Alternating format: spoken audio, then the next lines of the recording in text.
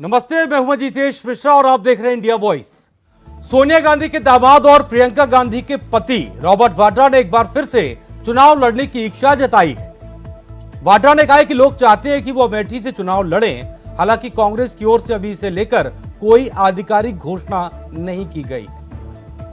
अमेठी और रायबरेली गांधी परिवार का गढ़ कहा जाता है, लेकिन कांग्रेस ने अभी तक इस पर कोई उम्मीदवार खड़ा नहीं किया है। सोनिया गांधी के राज्यसभा में जाने के बाद यह उम्मीद की जा रही थी कि रायबरेली सीट से प्रियंका गांधी चुनाव लड़ सकती हैं, लेकिन अभी तक ये साफ नहीं हुआ है। राहुल गांधी ने तो वायनाड से नामांकन भी कर दिया और अमेठी से वो लड़ेंगे या नहीं, इस पर अभी कोई संकेत नहीं दिया है। हालांकि 1952 से लेकर 2014 तक का चुनावी इतिहास स्पष्ट रूप से कहता है कि यहां से सिर्फ 3 बार कांग्रेस हारी है। बाकी फिरोज गांधी से लेकर इंदिरा गांधी तक यहां से चुनाव लड़े और जीते भी। ऐसे में फिरोज गांधी के बाद क्या एक बार फिर से गांधी परिवार के दामाद रॉबर्ट वाड्रा चुनाव लड़ेंगे? अगर लड़ेंगे तो क्या होगा सियासत का समीकरण और इस फैसले से कांग्रेस को फायदा है या नुकसान है? आज की चर्चा इसी पर, लेकिन उससे पहले एक रिपोर्ट देखते हैं। 2024 के चुनावी समर में उत्तर प्रदेश की सियासत ही अजब है। यहाँ सियासी बिसात पर शय और मात के लिए सामने वाले की चाल को समझकर अगला कदम लेने की राजनीति ही गजब है। और ऐसा गलत भी नहीं है, क्योंकि अगर आप शतरंज खेलते होंगे तो इस रणनीति को बखूबी जानते और समझते होंगे। यूपी में फिलहाल ज्यादातर हॉट सीटों पर प्रत्याशियों के ऐलान हो चुके हैं, लेकिन अमेठी और रायबरेली पर सभी की नजर है। ऐसे में राजनीतिक पंडितों के इस आकलन के बीच कि राहुल और प्रियंका यूपी के समर में उतरेंगे, एक अलग ही खबर ने सियासत को दूसरी दिशा में मोड़ दिया है। अमेठी और रायबरेली से कांग्रेस की तरफ से राहुल और प्रियंका की मांग के बीच खबर यह है कि अमेठी लोकसभा सीट से प्रियंका गांधी के पति रॉबर्ट वाड्रा चुनाव लड़ सकते हैं। फिलहाल इसकी आधिकारिक पुष्टि नहीं हुई है, लेकिन आप इसे तय मानकर ही चलिए। हम ऐसा क्यों कह रहे हैं ये भी आपको बताएंगे। उससे पहले जरा रॉबर्ट वाड्रा का वो बयान सुनिए, जिससे यूपी की सियासत की धुरी फिलहाल अमेठी लोकसभा सीट बन गई है। बरसों से गांधी परिवार ने अमेठी, रायबरेली, सुल्तानपुर, जगदीशपुर और सारे एरिया में मेहनत से काम किया। लोगों के लिए वहाँ बहुत ही प्रगति हुई। गांधी परिवार का कोई भी सदस्य वापस आए, वहाँ वो भारी बहुमत से जिताएंगे।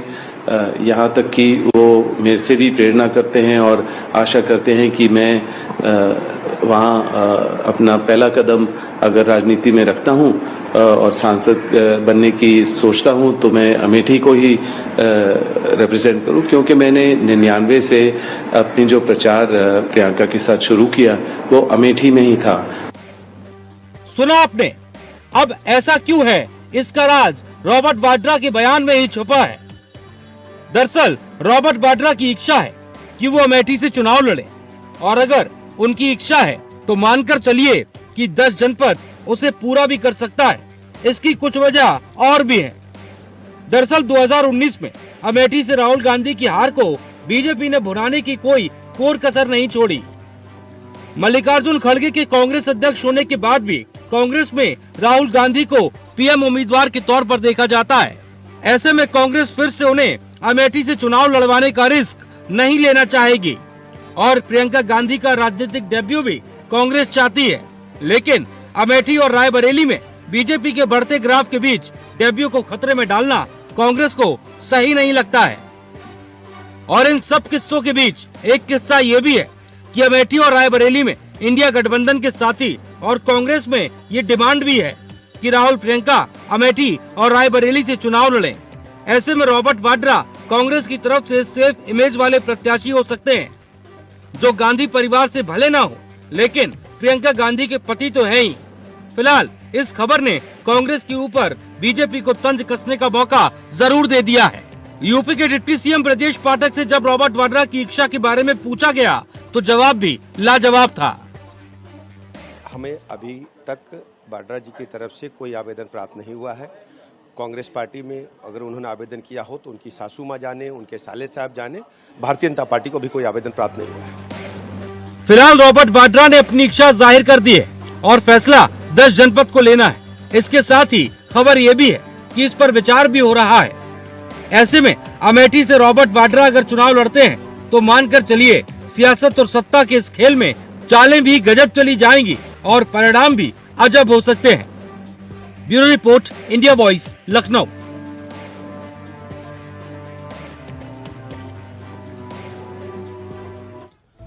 तो मैं हूं ना, ये कह रहे इस वक्त रॉबर्ट वाड्रा, और वो भी तब जब अमेठी और रायबरेली से अभी तक कोई कांग्रेस प्रत्याशी का ऐलान नहीं हुआ और चर्चा है कि किसे उतारा जाए। खास चर्चा करेंगे। इस वक्त हमारे साथ खास मेहमान भी जुड़ गए। रत्नेश मिश्रा भारतीय जनता पार्टी से इस वक्त हमारे साथ है। आपका बहुत बहुत स्वागत है रत्नेश जी। रतन तिवारी हमारे साथ हैं, कांग्रेस नेता है, युवा आवाज है कांग्रेस की, बहुत अच्छे से कांग्रेस का पक्ष रखते हैं। रतन भाई, आपका भी बहुत बहुत स्वागत है। दारा सिंह जी है, समाजवादी पार्टी की आवाज नेता, आपका बहुत बहुत स्वागत है दारा सिंह जी। तो चर्चा शुरू करेंगे और चूंकि मसला एक ऐसा है जो कांग्रेस से जुड़ा हुआ है तो रतन भाई के पास ही सबसे पहले यहां पर आएंगे। रतन तिवारी जी, बीजेपी तो मना कर रही है, ब्रजेश पाठक कह रहे हैं कि हमको कोई आवेदन नहीं मिला है, अगर मिलता है तो विचार किया जाएगा, लेकिन फिलहाल ऐसा कुछ नहीं है। सवाल यह है, आपके पास आवेदन आया कि नहीं? देखिए मिश्रा जी, सबसे पहले आपको मैं प्रणाम करता हूं, दोनों साथियों को भी मैं प्रणाम करता हूं। देखिए, चुनाव लड़ना, चुनाव न लड़ना, आवेदन करना, आवेदन न करना, ये अलग अलग पहलू हैं। भारतीय जनता पार्टी में आवेदन क्यों करेंगे रॉबर्ट वाड्रा जी, जब वो कांग्रेस पार्टी से जुड़े हुए हैं, कांग्रेस पार्टी के मंचों पे दिखाई देते हैं। कोरोना काल में आपने देखा जब प्रियंका गांधी जी ने, रॉबर्ट वाड्रा जी ने उत्तर प्रदेश में 1000 बसों को लगवा दिया था। उसी बसों का नंबर चेक करते करते योगी आदित्यनाथ जी, उत्तर प्रदेश के मुख्यमंत्री ने उस 1000 बसों को रोक दिया था, चलने नहीं दिया। लोगों ने यह भी देखा कि कोरोना काल में रॉबर्ट वाड्रा जी इस देश की जनता के साथ खड़े थे। उत्तर प्रदेश में वो कहीं कहीं देखे जाते थे, गरीबों को अन्न अनाज बांटते हुए देखे जाते थे। तो उन्होंने अपनी मंशा जाहिर की है और मंशा जाहिर करना भी चाहिए। मिश्रा जी, मैं खुद चाहता हूं कि मैं अपने लोकसभा से चुनाव लड़ूं। मिश्रा जी जो है यहाँ पे भाजपा के प्रवक्ता हैं, हाँ। वो भी चाहते हैं कि मैं अपने लोकसभा से लड़ूं। हर इंसान, हर व्यक्ति शुरुआती बातों में, रतन भाई, शुरुआती बातों में जिस तरह से आपने तमाम चीजों का बखान किया, उससे एक बात तो तय है और मानी भी जा रही है, और यहाँ पर बस आधिकारिक घोषणा नहीं है, लेकिन ये कहा जाएगा कि रतन तिवारी जी फिलहाल रॉबर्ट वाड्रा की तरफ से बोल रहे हैं और ये कह रहे हैं कि वो चुनाव लड़ेंगे। इस बात को मान लेते हैं फिलहाल के लिए। देखिए मिश्रा जी, मैंने कहा ना कि हर इंसान की मंशा है, उन्होंने मंशा जाहिर की है। हाँ। अब पार्टी आला कमान अपना फैसला सुनाएगा, हाँ। और जब सूची आएगी, अगर उनको प्रत्याशी बनाया जाता है तो निश्चित तौर पे चुनाव लड़ेंगे। और मैंने कई डिबेट में कहा है, हाँ। कि गांधी परिवार का कोई सदस्य अमेठी रायबरेली लड़ेगा, वो निश्चित है। हाँ। रत्नेश मिश्रा जी, आपको क्यों देंगे आवेदन? भाई रॉबर्ट वाड्रा है, वो आपको आवेदन क्यों देंगे? नहीं, हमें रॉबर्ट वाड्रा जैसे नेताओं का आवेदन जी चाहिए भी नहीं, हमें उस पे उन जैसे लोगों का आवेदन चाहिए भी नहीं। देंगे भी क्यों आपको वो? तो वही तो मैं कह रहा हूँ, हमें चाहिए भी नहीं उनका आवेदन। आपको और मेरे दोनों साथियों को, देश की 140 करोड़ जनसंख्या को मेरी तरफ से जय श्री राम, जय जय सीताराम। जय श्री राम। अब आपने कहा कि रॉबर्ट वाड्रा भाजपा को आवेदन क्यों देंगे? सही बात है, रॉबर्ट वाड्रा जी इंदिरा गांधी के पोती के पति हैं, राहुल गांधी के जीजा जी हैं, प्रियंका गांधी के पति हैं। इतनी बड़ी है, वो कहाँ से भारतीय जनता पार्टी के पास आएंगे? और भारतीय जनता पार्टी उनको लेगी भी नहीं, क्योंकि ऐसे भ्रष्टाचारियों को जो अपनी पत्नी की माता की सरकार होने से तमाम सारी जमीनों पर कब्जा कर लेते हो, उनकी हमें आवश्यकता भी नहीं है। दूसरी बात जो आपने कहा कि आप लोगों ने बहुत अच्छा मुद्दा उठाया। रतन भाई, आ रहा हूँ। राहुल गांधी या प्रियंका गांधी या फिर रॉबर्ट वाड्रा या फिर उनके पोते या फिर सोनिया गांधी, मतलब पूरी कांग्रेस पार्टी में एक भी नेता ऐसा नहीं है जिसका गांधी परिवार से लगाव ना हो तो वो अमेठी या रायबरेली से चुनाव लड़ पाए। खैर वो उनका मामला है कि कैसे आते हैं कैसे नहीं आते हैं, लेकिन जिस बात को लगातार भारतीय जनता पार्टी कहती रही कि कांग्रेस पार्टी परिवारवाद की पोषक है, वो स्पष्ट तौर पर दिख रहा है। मैं तो चाहता हूं कि कांग्रेस पार्टी रतन तिवारी भाई को अमेठी से चुनाव लड़ाए। इसमें हम उलझ जाएंगे, इतने युवा चेहरे, इसमें हम उलझ जाएंगे रत्नेश भाई, लिस्ट बहुत लंबी है दोनों तरफ से। देखिए इसमें हम उलझ जाएंगे, फिर परिवारवाद की डेफिनेशन देने यहाँ शुरू हो जाएगी कि परिवारवाद ये होता है, ये नहीं होता है। इसलिए देखिए छोड़ दीजिए इस टॉपिक को। और क्योंकि आप अभी नए नए आए हैं, आप भी वहीं से आए हैं, अभी आप विचारधारा वाकई शायद पूरी तरह से निकल गई हो या नहीं निकली हो, या नई विचारधारा अपनाने में अभी समय हो, खैर वो अलग विषय है। रतन जी आप अपनी बात पूरी कर लीजिए, कुछ बोल रहे थे, उसके बाद में दारा सिंह जी आपके पास आ रहा हूँ। मैं हमारे रत्नेश मिश्रा जी को मैं कहता हूँ, मैं रत्नेश मिश्रा जी को कहता हूँ कि रत्नेश मिश्रा जी ये बताइए कि मेनका गांधी जी क्या इंदिरा गांधी की बहू नहीं है? क्या आप बताइए वरुण गांधी जो आपके सांसद थे लगातार, क्या इंदिरा गांधी के पोते नहीं थे?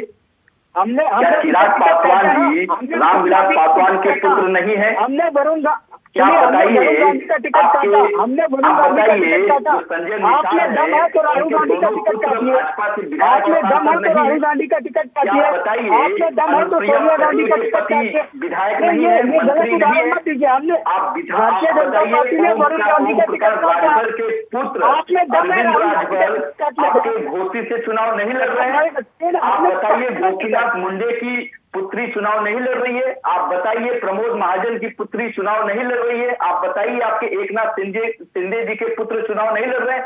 पूरी की पूरी पार्टी परिवारवाद में लिप्त है भाजपा की, और परिवारवाद का आरोप हमको लगाते हैं। पहले इस चैनल पे बताइए कि इंदिरा गांधी की बहू मेनका गांधी नहीं है, तो हम इस पे बात नहीं करेंगे। आप बताइए। नहीं, मैंने यही तो कहा, हमने वरुण गांधी का टिकट काटा। आप राहुल गांधी अमेठी की सीट से भाग रहे हैं, आप राहुल गांधी का वायनाड से टिकट काटेंगे, जबकि आप ही के सहयोगी अरे सुनिए तो भैया, अरे सुनिए तो नरेंद्र मोदी जी गुजरात से उत्तर प्रदेश तो राहुल गांधी जी का नहीं जा सकते। आप जवाब सुनेंगे तो जवाब दूंगा ना, जवाब सुनिए तो। अब एक सेकंड, चूंकि मैं कह तो रहा हूँ, नहीं दोनों लोगों से ये कहूंगा कि चूंकि दारा सिंह जी बहुत देर से इंतजार कर रहे हैं, एक बार मैं उनके पास जाना चाहूंगा, उसके बाद आता हूँ। सवाल है अमितेश जी, ऐसे नहीं, मेरा एक सवाल है। राहुल कर लीजिए, चलिए कर लीजिए, फिर मैं दारा सिंह जी से जवाब ले लूंगा। राहुल गांधी अमेठी से चुनाव हारे, वायनाड में इंडिया गठबंधन में जो हिस्सा है सीपीआईएम, उन्होंने अपना कैंडिडेट उतार दिया है। वो लगातार कह रहे हैं कि राहुल गांधी को वायनाड से न लड़ा जाए। क्या राहुल गांधी का वायनाड से टिकट काटकर कांग्रेस पार्टी उनको अमेठी भेजेगी? मुझे तो लगता है कि राहुल गांधी अगर अपने पिता की सीट नहीं जीत पा रहे हैं, अगर अपनी दादी की सीट नहीं जीत पा रहे हैं, अगर अपने चाचा की सीट नहीं जीत पा रहे हैं, तो बड़ी चिंता वाली विषय है राहुल गांधी जैसे नेता के लिए। हम तो कहते हैं कि भैया किसी भी सीट से लड़ा दीजिए। ठीक है, अगर इतना बड़ा नाइंसाफी हो जाएगी। देखिए अब नाइंसाफी हो जाएगी। दारा सिंह जी बहुत देर से इंतजार कर रहे हैं। दारा सिंह जी सवाल ये था, और चूंकि आपकी प्रतिक्रिया जितनी अभी आपने चर्चा सुनी इस पर भी चाहूंगा, और इसके साथ ही साथ इस मसले पर चूंकि जिस पर बहस है रॉबर्ट वाड्रा को लेकर, एक फिरोज गांधी परिवार के दामाद थे और अमेठी से चुनाव लड़े। एक बार फिर से 2014 के बाद अब 2024 का चुनाव है, तो एक और दामाद का नाम यहां पर आ रहा है, और वो है रॉबर्ट वाड्रा। आपको नहीं लगता कि अगर ऐसा होता है तो जो आपके विरोधी हैं उनको एक बार फिर से वो मौका मिल जाएगा, जो अभी रत्नेश भाई कह रहे थे परिवारवाद, उसको लेकर घेरने का एक मौका दे देंगे आप? देखिए, सबसे पहले तो सभी को नमस्कार। भारतीय जनता पार्टी जो परिवारवाद का आरोप लगाती है, तो सबसे पहले वो अपने परिवार को देख ले, और दूसरा वो कांग्रेस पार्टी है, इंडिया गठबंधन में है, वो कहां से अपना नेतृत्व में किसको उतारेंगे? वो जो भी प्रत्याशी उतारेंगे जनता उनकी स्वागत करेगी। और रही भारतीय जनता पार्टी का इतना पेट क्यों फूलता है? जो आज भाजपा जो कल कांग्रेस का झंडा लेकर चल रहे थे, जान देने की कसमें खा रहे थे, अब वही भाजपा में जाकर वॉशिंग मशीन में धुलकर अपने आप राष्ट्रवाद बता रहे हैं, देशभक्त बता रहे हैं। तो ऐसे झूठे और जो मक्कार होते हैं राष्ट्रभक्त, उनको ये नहीं पता होता है कि एक इनके ही गुजरात के रहने वाले अपने गुजरात से नहीं चुनाव लड़कर वो यूपी में लड़ते हैं आके। तो पहले अपना दामन देख लेना। वो कहते हैं ना, सूप बोले तो बोले चलनी क्या बोले जिसमें 72 छेद है। तो भारतीय जनता पार्टी तो ये जो पहले तो ये सारे मुद्दे इसलिए उठाए जा रहे हैं कि कौन कहाँ से लड़ेगा, क्या लड़ेगा। दारा सिंह जी, अखिलेश यादव कहाँ से लड़ेंगे? अरे वो जहाँ से लड़ेंगे आप सबको पहले बताया जाएगा। और आपके चरण पे हम पहले चलवा देंगे, ये हमारी गारंटी है। पहली बात यह है कि भारतीय जनता पार्टी के जो गुजरात में इतनी बार मुख्यमंत्री रहे, इतना विकास किए, डबल इंजन की सरकार थी, वो आकर यूपी में अपना मुंह दिखाते हैं, क्या गुजरात में दिखाने के लायक नहीं बचे? और उसके बाद भी देखिए, और उसके बाद भी मसला ये है, देखिए फिर बात अलग हो जाएगी, चूंकि मैं यहाँ पर बोलूंगा मसला ये नहीं है, मसला ये देखिए आप खुद कह रहे हैं और आप इसमें उनको प्लस पॉइंट दे रहे हैं कि वो गुजरात से ही वाराणसी आते हैं और 2 बार लगातार जीतते हैं। नहीं तो 2 मसला ये बार भी है ना। जीते, कैसे जीते ये भी आप सबको भी पता है, पूरे देश को पता है, कोई नकार नहीं सकता। अभी कैसे कहेंगे तो जीते? भारतीय जनता पार्टी के जो जनरेटर है वो भाग जाएंगे या तो स्टार्ट हो जाएंगे, क्योंकि उनके पास फ्री का डीजल आता है। तो दूसरा ये है कि भाजपा रत्नेश भाई, ये सारे मुद्दे इसलिए उठाए जा रहे हैं कि जनता भटक जाए। जनता जो अभी जो इनका इलेक्ट्रिक बोर्ड वाला आया है, खुलासा हुआ जो चंदा चोरी वाला, भारतीय जनता पार्टी उन मुद्दों को दबाना चाहती है, इसीलिए सारे मुद्दे उठा रही बार बार, दूसरे चीजों पर ले जा रही है। अरे सर, अब रॉबर्ट वाड्रा अगर ये बात कह रहे हैं कि वो चुनाव लड़ना चाहते हैं, भाजपा तो क्या के पास कोई सवाल तो का भाई वो जवाब कह तो वही रहे हैं कि आप ये कह रहे हैं कि बीजेपी की अलवारी रॉबर्ट वाड्रा से ही कहो आप। बीजेपी जो है इसने क्या कहा कि मुझे पहले 5 साल का मौका दो, जनता ने इनको मौका दिया, इन्होंने कहा मैं दोबारा दो, इनको दोबारा दिया। इन्होंने चंदा चोरी की, लोगों का जो पैसा था खा गए, पेपर का पैसा जमा करा के खा गए, बच्चों को नौकरी नहीं दी। तो ये लोग रिश्वतखोर हैं, भ्रष्टाचारी हैं, रत्नेश भाई, बलात्कारियों को बचाने वाले हैं। तो ये देखिए, मैं रिप्लाई नहीं दे पाऊंगा, मौका दीजिएगा, मैं रिप्लाई दूंगा। मेरा सवाल है कि गुजरात से नरेंद्र मोदी जी को भारत सिंह जी अब जवाब सुन लेते हैं, सुन लेते हैं। जी जी हाँ, बताइए बताइए, फिर आखिर आ जाऊंगा आपके पास। हाँ रत्नेश जी। देखिए अमितेश भाई, दारा सिंह जी ने एक वैलिड पॉइंट उठाया कि अभी तक मैं जिस दल में था अचानक से आया, वॉशिंग मशीन में धुल गया, तो मेरी विश्वसनीयता पर इन्होंने प्रश्न उठाया। अब चलिए, मेरी विश्वसनीयता पर प्रश्न उठाया, बड़ा अच्छा प्रश्न किया। मैं इन्हीं की बात से एक उदाहरण पेश करता हूँ। सभी को कह रहे थे अखिलेश, हाँ मैं वही तो कह रहा हूँ। अब मैं इंडिया गठबंधन पे बात करूंगा। मैं आपको अखिलेश यादव को कमलनाथ नहीं, आप नहीं, देखिए ये अमितेश जी गलत बात है, मैंने पूरा सुना ना आपके पास। दारा सिंह जी देखिए वो सुन रहे थे ना, अब आप एक बार सुन लीजिए, फिर आ जाऊंगा आपके पास। रतन भाई भी इंतजार कर रहे हैं जी। अब आ जाइए, मैं बताता हूँ। देश की जनता बिल्कुल यही समझना चाह रही है कि ये जो इंडिया नामी गठबंधन बना है, जिसमें अरविंद केजरीवाल क्या शीला दीक्षित को भ्रष्टाचारी बताते थे, सोनिया गांधी की गिरफ्तारी की मांग करते थे, अखिलेश यादव को के खिलाफ अजय राय किस प्रकार की बयानबाजी करते थे आपने देखा। कमलनाथ अखिलेश यादव को लेकर क्या कहा करते थे, एमके स्टालिन के पिता करुणानिधि कांग्रेस को लेकर क्या कहा करते थे। आज पूरे भारत की जनता ये जानना चाहती है कि अगर एक रत्नेश मिश्रा के दल बदलने पर उनकी क्रेडिबिलिटी पर समाजवादी पार्टी सवाल उठा रही है। नहीं, पर्सनली मत लीजिए, ये पर्सनली नहीं था सर। नहीं, अमिताभ जी बीच में मत टोकिए, मेरी बात कंप्लीट हो जाए। हाँ, ये पर्सनली नहीं था, मेरा कहने का मतलब ये। नहीं, मैं वही कह रहा हूँ सर। देखिए, मैं रख के नहीं आता चीजें, मैं सोचता हूँ उसके बाद बोलता हूँ। अब पूरा का पूरा इंडिया गठबंधन जो है, आपके 6 महीने पहले एक दूसरे को गाली बक रहे थे, एक दूसरे की बुराई कर रहे थे, वो जानकारी के लिए आपके बता दें कि भारतीय जनता पार्टी है, बाबा साहब टूटते थे, साहब को गाली देते थे, और जब बसपा से गठबंधन किया भाजपा ने तो उन्हीं का पूजा करते थे। बस ठीक है, ठीक है। तो भारतीय जनता पार्टी भी दोनों लोग थोड़ा रुक जाइए, जब गठबंधन होता है, दोनों लोग थोड़ा रुक जाइए, क्योंकि रत्नेश मिश्रा ने जो बात कही है उसका जवाब रतन जी के पास ही है। रुक जाइए एक सेकेंड। हो गया सर, हो गया। मेरा कहने का मतलब सिर्फ इतना था कि आप किसी की भी बात को पर्सनली ना लें सर। अब रुक जाइए। अरे ठीक है सर, अब रुक जाइए, एक सेकंड रुक जाइए, ठीक है। चर्चा आगे भी करनी है कि नहीं करनी है सर? अब चलते आगे। दारा सिंह जी रुक जाइए, रुक जाइए। रतन भाई, मसला ये था, क्योंकि सवाल भी ये था उनका, क्योंकि जब आप कहते हैं कि वॉशिंग मशीन, अभी मैंने देखा था पवन खेड़ा एक दिन कांग्रेस ऑफिस में वॉशिंग मशीन रखे हुए थे, उस पर बीजेपी लिख रखा था। तो जिस बात को वो कह रहे हैं, ये सवाल बार बार उठता है इस चर्चा के अंदर कि जब एक साथ अलग अलग लोग, अलग अलग विचारधारा के लोग, एक दूसरे को कोसने वाले लोग साथ आ जाते हैं, जिसका जिक्र वो कर रहे हैं। रतन जी, देखिए मिश्रा जी कि जिस व्यक्ति के ऊपर, जिस कांग्रेस पार्टी रुक जाइए सर, रत्नेश भाई रुक जाइए। अरे सुन लीजिए ना मिश्रा जी, रत्नेश मिश्रा जी सुन लीजिए, आपकी चिंता जायज है, आप सुन लीजिए थोड़ा सा। अरे सुन लीजिए, आपकी चिंता जायज है, आपके दर्द को मैं समझता हूँ, मैं कांग्रेस पार्टी से हूँ, आपके दर्द को मैं समझता हूँ, आप सुन लीजिए, सुन लीजिए। अरे सुन लीजिए, आपके चेहरे पे पसीने आ गए, पसीना को पोछिए और पानी पीजिए, थोड़ा शांत रहिए। मिश्रा जी, मिश्रा जी पानी पीजिए, पसीने को पोछिए। उत्तर प्रदेश में 2-4 सीट आपकी आएगी, चिंता मत करिए। अब मेरी बात सुनिए। सर कुछ समझ में नहीं आ रहा है। रत्नेश जी 1 सेकंड रुक जाइए सर। अच्छा आपकी बात सुन लेते हैं, लेकिन सबको खामोश कराना पड़ेगा। 1 सेकंड रुक जाइए जरा, रुक तो जाइए रत्नेश भाई। रत्नेश भाई अरे 1 सेकंड रुकिए, रुक जाइए। अरे रुक तो जाइए सर।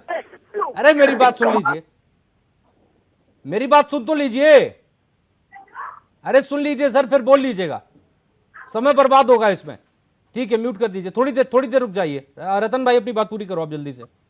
देखिए, इन्होंने कहा कि यही लोग हैं अरविंद केजरीवाल जो शीला दीक्षित को जेल में डालने की बात करते थे, सोनिया गांधी को जेल में डालने की बात करते थे। बहुत अच्छा लगता है, लेकिन मैं शीला दीक्षित की बात इसलिए नहीं करना चाहता हूं क्योंकि वो आज इस दुनिया में नहीं है और अरविंद केजरीवाल हमारे इंडिया अलायंस के हिस्सा है। आज हम लोग एक प्लेटफॉर्म पे क्यों आए, आज सभी लोग एक साथ क्यों आए, वो लोकतंत्र को बचाने के लिए, संविधान को बचाने के लिए आए। लेकिन यही भारतीय जनता पार्टी के लोग हैं ना, ये रॉबर्ट वाड्रा को 2014 के पहले से जेल में डालने वाले थे कि हमारी सरकार बनेगी, हम जेल में डाल देंगे। 1 बार बन गए, 2 बार बन गए, अब तीसरे की तैयारी कर रहे हैं, लेकिन वाड्रा को जेल में नहीं डाल पाए। उनको हरियाणा की बीजेपी सरकार ने क्लीन चिट दे दिया। अब मैं नंबर 2 पे आता हूं। इनके ही प्रधानमंत्री भोपाल से गला फाड़ के चिल्ला रहे थे, अजीत पवार एमसी पे का 70,000 करोड़, हम उसे जेल में डाल देंगे, नारायण राणे को जेल में डाल देंगे, छगन भुजबल को जेल में डाल देंगे, गोपीनाथ मुंडे को जेल में डाल देंगे, प्रफुल्ल पटेल को जेल में डाल देंगे, हेमंत बिस्वा शर्मा को जेल में डाल देंगे और शुभेंदु अधिकारी को भी जेल में डाल देंगे। लेकिन क्या हुआ, सारे के सारे लोग भाजपा में आके और प्रधानमंत्री नामक नरेंद्र मोदी नामक आपने चूंकि सर जब ऐसा कहा तो मुझे अरविंद केजरीवाल वाकई याद आ गए। मैं उस ओर जा नहीं रहा था, लेकिन मुझे वाकई याद आ गए और अरविंद केजरीवाल की वो प्रेस कॉन्फ्रेंस याद आ जाती है जो उस समय वो करते थे और एक लंबी लिस्ट लेकर बैठते थे और उसमें सबसे ज्यादा नाम जो है, जो सबसे ज्यादा नाम है वो इसी इंडिया अलायंस के साथियों के हुआ करते थे। आपको याद होगा। मैं जानता हूं, मैंने तो मैं डीप इसमें नहीं जाऊंगा क्योंकि विषय दूसरा है, इसलिए दारा सिंह जी 1 सेकंड आ रहा हूं, लेकिन चूंकि आपने दिल दुखा दिया तो एक बार रत्नेश भाई से पूछ लेता हूं। रत्नेश भाई अपनी बात जरा आप 1 मिनट में बताएं, ज्यादा समय मत लीजिएगा। कौन सा तार छिड़ गया? नहीं अमितेश जी, बहुत गलत बात है, क्योंकि मैंने दोनों प्रवक्ताओं को बीच में सुना, किसी के बीच में नहीं टोका। और अगर बीच में ऐसे टोका टोकी करेंगे तो नहीं, आपको भी कोई नहीं टोक रहा सर, आपको कोई नहीं टोक रहा है। क्यों नहीं टोक रहा भाई? मैं अपनी बात नहीं कंप्लीट कर रहा हूँ। दारा सिंह जी मैडम की तरह सर टाइम मैनेजमेंट होता है। आप 1 मिनट में अपनी बात पूरी करिए, समय दिया मैंने आपको, जल्दी जल्दी बोलिए। आप बीच में कोई इंटरप्शन नहीं, उनको भी म्यूट करवा दीजिए, जवाब देना नहीं आता है, उनको भी म्यूट करवा दीजिए। अब देखिए फिर शुरू हो गए। अरे नहीं दारा सिंह जी रुक जाइए जी। अब मैं यही पूछना चाह रहा हूँ कि देश की जनसंख्या, देश का वोटर ये जानना चाहता है कि इंडिया गठबंधन में जिस एआईडीएमके के नेताओं को अरविंद केजरीवाल जी भ्रष्टाचारी बताते थे, जिस कांग्रेस के लोगों को अरविंद केजरीवाल जी भ्रष्टाचारी बताते थे, जो अखिलेश को अखिलेश वखिलेश कहा करते थे, और वो सारे परिवार जिनके ऊपर तमाम सारी भ्रष्टाचार की जांचें लगी हुई है, आज वो सारे लोग एक साथ मंच पे आ रहे हैं। तो देश की जनता भी जानना चाहती है कि ऐसी कौन सी नफरत गई, ऐसा कौन सा हंटर कर गया। ठीक है, आ रहा हूँ सर, आ रहा हूँ दारा सिंह जी आपकी बात से। ठीक है रत्नेश भाई, वो कौन सा हंटर दब गया कि ये सारे भ्रष्टाचार रत्नेश भाई थोड़ा रुक जाइए मिश्रा जी, कर रहे हैं। हो गया सर, ठीक है सर, आपकी बात हो गई पूरी, आपकी बात हो गई पूरी। दारा सिंह जी जी जी देखिए रुक जाइए। अरे रत्नेश भाई, टाइम मैनेजमेंट होता है। आपको समझ दिया ना आपकी बात रखने का। अरे सर फिर कर लीजिएगा, 1 सेकंड रुक जाइए सर। ऐसे नहीं होता है, ऐसे नहीं होता है। लोग आपको सुन रहे हैं, क्या समझ में आएगा? रुक जाइए। हाँ ठीक है, ठीक है। दारा सिंह जी बोलिए, अपनी बात पूरी करिए। बात देखिए, अभी हम विधानसभा की समय थी, और दूसरा ये बता दीजिए कि जो यूको गार्डन में जो बच्चे बैठे थे, जिनके बाप दादाओं से इन्होंने वोट लिया सबका साथ सबका विकास बोलकर, अभी जहां इनका कह रहे हैं अरविंद केजरीवाल को, अरे आज सब तुम लोकतंत्र बचाना चाहते हैं, संविधान बचाना चाहते हैं। याद होगा आप लोगों को जब ये क्या कहते हैं संसद भवन में सदन चल रहा था तो चूंकि रॉबर्ट वाड्रा ने इच्छा जताई है, दारा सिंह जी, रॉबर्ट वाड्रा ने इच्छा जताई है कि वो चुनाव लड़ना चाहते हैं अमेठी से। ऐसी ही एक इच्छा, ऐसी इच्छा चाचा जी ने भी एक जताई है। रॉबर्ट वाड्रा की तरह चाचा जी भी एक इच्छा जता रहे हैं, उनकी भी इच्छा है। अरे रत्नेश भाई रुक जाइए 1 सेकंड।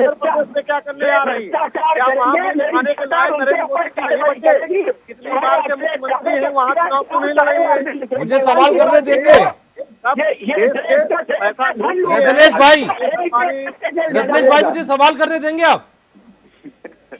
इस जनरेटर में ज्यादा तेज दिया गया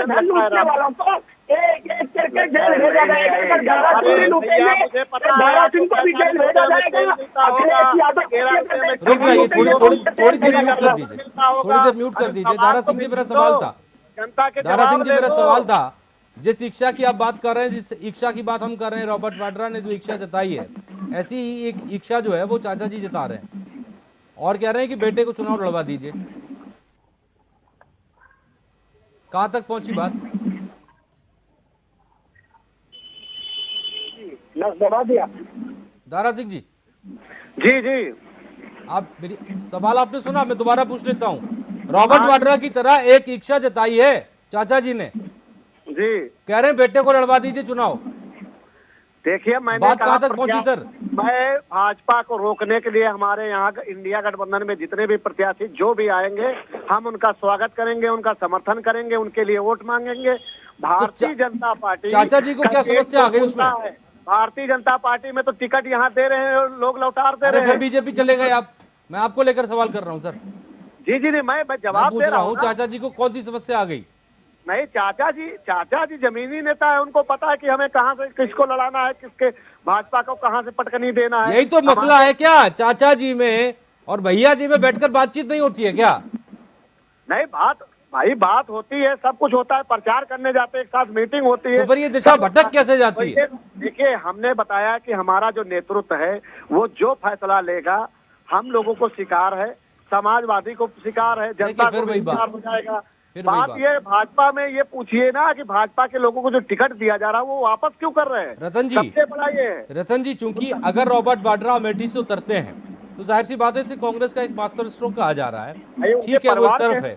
अब दूसरा सवाल इसी में ये है कि जब बात रायबरेली की हो रही है तो खबर ये बार बार क्यों आती है कि दरअसल कांग्रेस जो है वो किसी तरह का रिस्क नहीं लेना चाहती है राहुल गांधी या प्रियंका गांधी को उतार कर, क्योंकि डर जो है वो हार का है। रतन भाई, मैं मिश्रा जी आपको निश्चित तौर पे ये कह देना चाहता हूं कि रायबरेली और अमेठी कांग्रेस पार्टी का एक गढ़ रहा है। कांग्रेस पार्टी का बहुत लंबा वहां पे सफर चला है। 2014 में आपने देखा, यही अमेठी और रायबरेली के लोग ने कांग्रेस पार्टी को जितवाया। 19 में जो गलती हुई है वो गलती दोबारा दोहराई नहीं जाएगी। वहां पे 13 रुपए शक्कर के वादे किए गए थे स्मृति ईरानी द्वारा, लेकिन 13 रुपए किलो शक्कर आज तक नहीं मिले। 2019 का जो समीकरण था वो बहुत ही गड़बड़ था और बहुत ज्यादा अंतर नहीं था मिश्रा जी, 45-48 हजार का अंतर था। वो अंतर अब समाप्त हो चुका है। अमेठी और रायबरेली की जनता लगातार पोस्टरबाजी कर रही है, लगातार मांग कर रही है, और मैं बड़े दावे के साथ अफसोस कर देता हूँ कि रायबरेली को देर नहीं करनी चाहिए सर। नहीं, ठीक है, वहां पे साउथ का एक समीकरण होता है, वो वायनाड लड़ रहे हैं, वो कुछ इंडिया अलायंस का पूरा समीकरण है, उसके हिसाब से हम काम कर रहे हैं। साउथ में हमने भाजपा को रोक दिया है, ठीक है सर, अभी हम नॉर्थ में भी यहाँ पे खत्म कर देंगे। नहीं, ठीक है सर। आप तीनों मेहमानों का बहुत बहुत शुक्रिया, चूंकि मेरे पास समय की कमी है और बहस में जो है वो ज्यादा समय बर्बाद हो गया है। रत्नेश जी आपका बहुत बहुत शुक्रिया, रतन भाई शुक्रिया, दारा सिंह जी आपका बहुत बहुत शुक्रिया। तो फिलहाल उत्तर प्रदेश की जो सियासत की धुरी है वो अमेठी पर जाने को उतारू है, क्योंकि मैं हूं ना, ये कह रहे हैं रॉबर्ट वाड्रा। आज की खास चर्चा में इतना ही, लेकिन इंडिया वॉइस पर खबरें लगातार जारी है। नमस्ते।